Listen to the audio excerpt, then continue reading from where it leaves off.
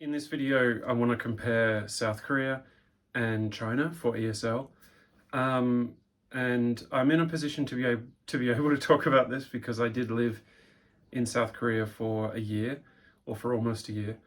And I've lived in China now for nearly 10 years. So the end of this year will be 10 years. And yeah, so I'm in a very strong position to talk about China, but I did talk to some friends who have lived in Korea for a long time. So I feel like my Korean knowledge, I definitely refreshed it. And this video is running off notes as well, and it's running off research. So let's just get into it. Okay, so first of all, South Korea. Lots of stuff in South Korea is really easy. Opening a bank account is easy. Changing currency is easy. Sending money home is easy. Sending things back to your friends in Australia or America or wherever is really easy. Going into hotels, staying in hotels, all of that stuff is like super easy. I love South Korea. I really loved it. I loved the mountains. I loved well, there's a lot of, I don't know if mountains is the right word. I remember they call them mountains. I might call them, a lot of people, English speakers might call them big hills, but the topography of South Korea is fairly interesting. And so there's a lot of hiking everywhere, and there's an opportunity to explore. And coming from Australia, I was just really entranced by the nature there. And I remember the first time I saw a woodpecker. I heard the woodpecker, but yeah, and there's flowers in the forest, and there's animals in the forest, and all that kind of stuff. So that's really amazing. That's really wonderful. I saw some deer. It's wonderful. There are community gyms. I mean, there are like a lot of outdoor gyms in China, but at least when I was in South Korea, there was a community gym that I could go to, and I think every district had one. And it was a proper gym. Like, it was a really proper gym. It was they had bike machines. They had those machines like this. They had all that stuff. I've never used those machines, but they had bike machines. They had weights. It was really good, and it was free. You just walked in. So that was pretty cool. I get a bit nostalgic sometimes for a lot of the respect, for this feeling of affection that South Koreans have for foreigners. They just assume that every foreigner is somehow like involved, or in some sense is like, or was a part of defending Korea, or helping Korea to survive. And especially in the countryside, like the older people, they gave me a lot of respect. They treated me with a lot of respect. And I remember even walking in the countryside and some old guys coming out of their homes to see that I was a foreigner, and giving me a bow, and that was pretty cool. That was pretty interesting. Like, it's a bit different. It's a bit different in China, but it's not really it's not really that different, but it's just a bit different. Internet freedom, that's pretty cool. You can have total internet freedom. Everything's there, everything's available. There's no blocked websites. YouTube, Facebook, etc., Google, all of your Google accounts, all that stuff, it's all available. There's a fairly similar drinking culture in South Korea to the Western countries. Like, I remember a couple of times, I was really young when I was in South Korea. I think I was like 27 or something, or 26 maybe. And, I didn't have any friends. I didn't know anyone. Friday night, Saturday night, went to a couple of bars, saw a group of foreigners. Hey guys, I mean, look, obviously China has bars too, but in South Korea, it's like, even in a small city, there are a lot of bars. Like, in China, pretty much, as far as I've experienced it, you have to be in a larger city to have a lot of bars. Like, smaller cities just don't have bars. Even a city of 200,000 or something, it just doesn't have a bar. Or if it does have a bar, it's pretty grim.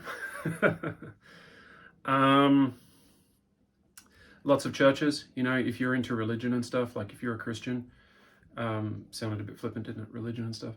But if you're a Christian, you can just walk into a church. There's churches everywhere. You don't need to show your passport. You can worship with Koreans. You can go to Bible studies with them. So if you are a Christian, you can just get into a community straight away. And that's not just Christianity. Like there's Buddhism, and there's all the religions that you could ever imagine in South Korea. Hotels, you know, you can just stay in any hotel. You can stay in any hotel. You don't need a passport. Like once you're in Korea, that's it. Now, ESL.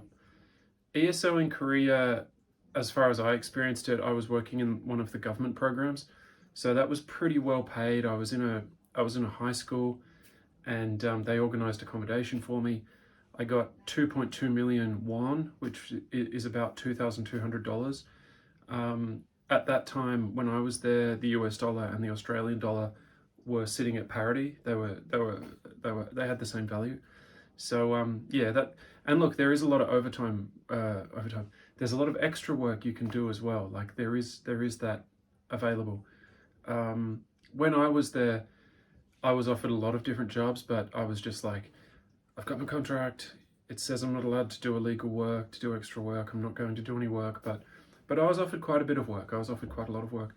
So there's a lot of work available.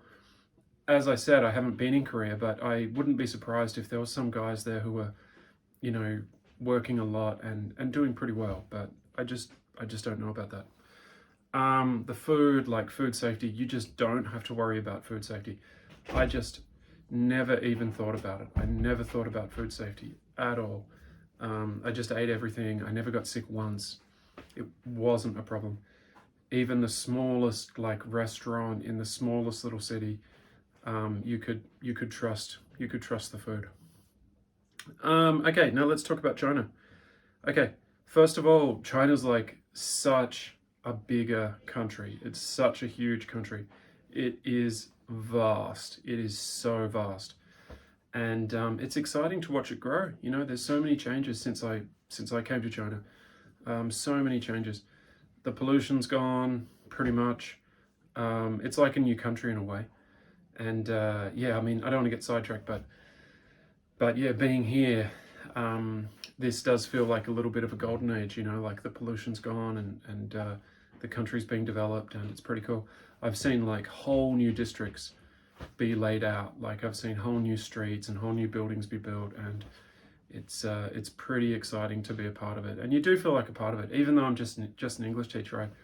I feel like I'm a part of it in some way. You know, you can feel it. Like it's just there's an excitement. You know, Chinese is also a widely spoken language. So unlike Korean, if you do learn Chinese, like you can be friends with pretty much people all over the world. Like even just knowing what is my level of Chinese, I would say that it's advanced beginner, but some of my friends would say it's like lower than that. But yeah, but I think my listening's about intermediate, to be honest, like lower intermediate. But yeah, because I can understand most things now. But if you learn Chinese, you can make friends with people from all over the world. There's Chinese people everywhere. And even if you have like some level of ability, Chinese people are really impressed, and they're really happy as well. They're just like delighted, you know, they think it's really cool. And once the language barrier is gone, you're a person. Like maybe I'm a person with big eyes and a big nose, but I'm a person because I can communicate a little bit. In China, look, let's face it, there's more money here. There is more money in China.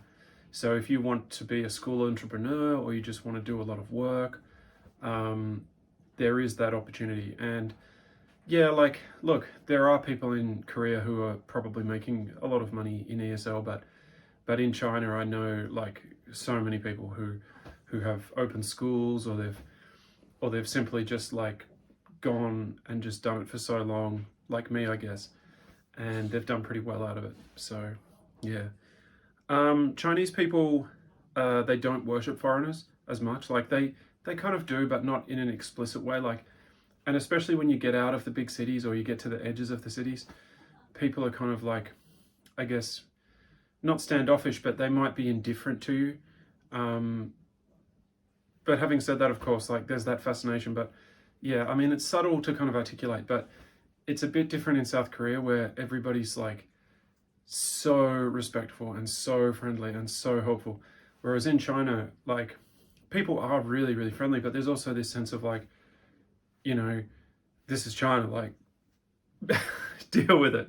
I think a lot of China expats would, or former Chinese expats would be able to pick up on what I'm trying to say. Like, it's just a sense of like, this is what it is, you know, and try to adapt or something. I don't know. It's hard to. I feel like, in a sense, you have to earn people's respect a bit more here in China. Like, you know, they'll watch you and they'll make a decision about you a bit more, and they're much more hesitant to sort of come to a conclusion. That would be my view, but yeah, there might be people in the comments who would say something different, who would disagree. China's got an amazing geography. It's such a vast country. Where I am, I'm sort of like in the what they call the Central Plain, you know. So west of where I am is Beijing, and then you have mountains, and then you go a long way south, and the land's still flat. And then, you know, actually the most interesting map, and I think the best advice I would give any new foreigner coming to China is get a big 3D map and just spend time looking at it, because yeah, it's a really interesting geography.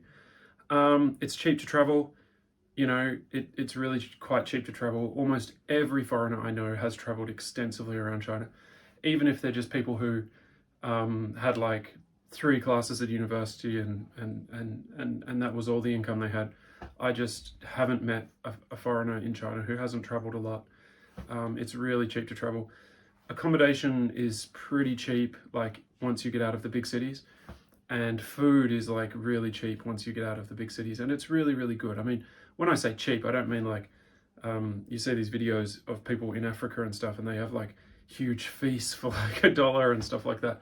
It's not like that, but for about $10 or for like $20, you can have a really great meal in a third tier city, or what we call a third tier city, which is like, you know, you've got the first tier cities like Beijing, Shanghai, Shenzhen, and then you've got like, people debate about it, so I'm not going to say, but in my mind, like if a city has a Starbucks, it's a first or a second tier city, and if it doesn't, it's like a third tier city. So yeah, in those third tier cities, $20 will get you like a really great meal, and if you're a normal person, you only have to have one of those a day, you know. Look, the locals are interested in foreigners, and when you get out of the cities, like out of the big cities, they're super, super, super friendly, like really friendly, and it's really amazing. Like it's really cool. I really love it. And there's just so much history. There's a lot of history in Korea. There's a lot of history in Korea too. I love Korea, but I guess for me, Korea is just a smaller country. In terms of ESL, both countries have a lot of opportunities, but where am I living? I would say that in China, incomes are higher, ESL salaries are higher, there's more work available, there's more room to move, but it is sometimes, in some ways, a more difficult country to live in. So that's pretty much my viewpoint. And yeah, leave a comment below. I mean, you know, a lot of the things are kind of similar in both countries. I mean, the culture is different, the food culture is different, you know, but all in all, I'd sort of say that, like, well, where am I living? I'm living in China, and I do kind of value Chinese culture. They don't bow. They're quite relaxed about a lot of things, and yeah, I am where I am. But let me know in the comments below what you think. If you've lived in both countries, why did you leave? Like, I actually have a specific. I think everybody does. Everybody has a specific story about why they changed countries. I might make a video about that in the future, but I might not, because it's pretty personal. But yeah, let me know in the comments below, and it's really interesting to talk to people like face to face about why they left Korea, or why they left Japan and ended up in China. And yeah, okay, thank you very much. Bike Basket out.